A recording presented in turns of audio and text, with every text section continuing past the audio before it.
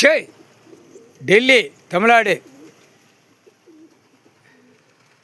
முனியப்பன் சூரியன் கணக்குப்பா முக்கால் சத்தியம்.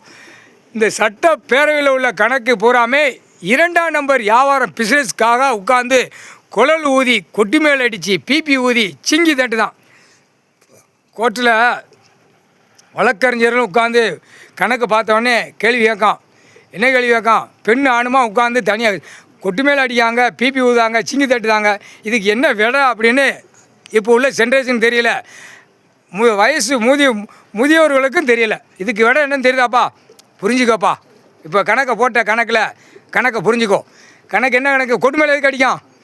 நிலப்பரப்பு சிவன் சொத்து, சிவன் குடும்பத்தார் சொத்து, விவசாய சொத்து எல்லா இடத்துலையும் கிடக்கிற எல்லா ஐயா பேரில் தானே பாருக்கு, தெரியுமா இல்லையா? சிவன் கோயில் ஆலயம் ஐயா யார் பேரில் இருக்கப்பா? வழக்கறிஞர்கள் ஐயா பேரில் இருக்கா?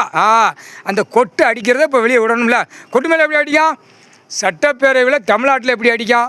எல்லா மாநிலத்தில் எப்படி அடிக்கும்? டெல்லி தமிழ் ஊடாடப்பட்டமா எப்படி அடிக்கும்? இப்போ தமிழ்நாட்டில் எப்படி அடிக்கும்? விரிச்சு போட்டு ஆடுதானா? எப்பா உங்களுக்கு வழக்கறிஞர்களுக்கு இந்த கதையை கொடுத்துடணும், கணக்கை விட்டுறணும். என்ன கணக்கு தெரியுதாப்பா? திண்டுக்கல், தேனி, போடி, தேவாரம், உசிலம்பட்டி, ஆண்டிப்பட்டி எல்லாமே செத்த வீட்டுகளில் சந்தோஷமாக கொண்டாடுவான். என்ன காரணம்?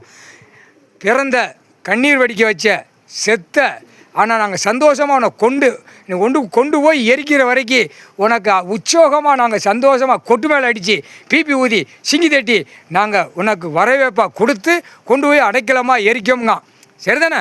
அவன் பிறந்தவொடனே எவ்வளோ கர்ம வினை செய்ய போறியோ, எவ்வளோ தப்பு செய்ய போறியோ, எவ்வளோ ஆண்டவன் கொடுத்த சொத்து பூமியில் நீ என்ன செய்ய போகிறன்னு அவன் பிறந்து விழுந்தவொடனே அவன் குடும்பத்தில் உள்ள ஒரு சொட்டு கண்ணீர் விழும். அதுதான் கணக்கு இந்த ஜென்மத்தில்.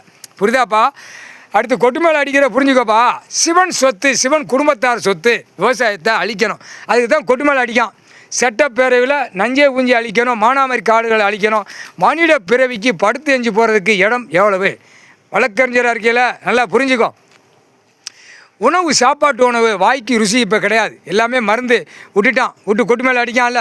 அதுக்கு தான் கொட்டு மேலே அடித்து பிபி ஊதி சிங்கி தட்டு தான். பிபி ஊதுறது என்னன்னு தெரியுமா? அப்படியே போர்வுலரை தூக்கி 2 கையை தூக்கி பிபி ஊதானா பிபி எனக்கு போட்டுன்னு. சரியா? சிங்கி எதுக்கு தட்டுதான்? ஓட்டு முத்திரை வாங்கியாச்சு. நாங்கள் சிங்கின்னு இறங்கி ஒவ்வொரு மாவட்டத்தில் மாநிலத்தில் இறங்கி சிங்கி தட்டி வரானாப்பா. புரியுதா இல்லையா? கொட்டு மேலே அடிக்கான், பிபி தான், சிங்கி தட்டு தான். போட்டாச்சா? அடுத்து விரித்து போட்டு ஆடுறது சட்டப்பேரவையில் போய் விரித்து போட்டு ஆடுவான். செத்த இளவிட்டு கணக்கு போட்டோமா, அந்த இளவிட்டு போட்ட கணக்கில் செத்த வீட்டில் போய் அப்படி விரித்து போட்டு ஆடுதானா? பாக்கியா இல்லையாப்பா? காணொலியில் இப்போ ஓடுது, இப்போ லைவில் ஓடுது. லைவில்னா மக்கள், ஏழை எளிய மக்கள் எல்லாம் தின்னுட்டு கொளுத்து மப்பேறி போய் வீட்டில் உட்காந்து டிவியை பார்க்க அந்த மக்கள் அறிவட்டத்தனமாக இருக்கிற மக்களுக்கு இப்போ கைலாசத்தில் கணக்கு கொடுக்கும். கேடுகட்ட கழுதைகளுக்கு இப்போ நாங்கள் கணக்கு கொடுக்கோம். இவ்வளோ தப்பு நடக்கு, இவ்வளோ பூமி விவசாயம். அப்போ தான் இப்போ ஐயா நீதிமன்ற கோர்ட்லேருந்து கணக்கு கொடுக்கல தான் விவசாய இடத்த அழிச்சிட்டாங்க.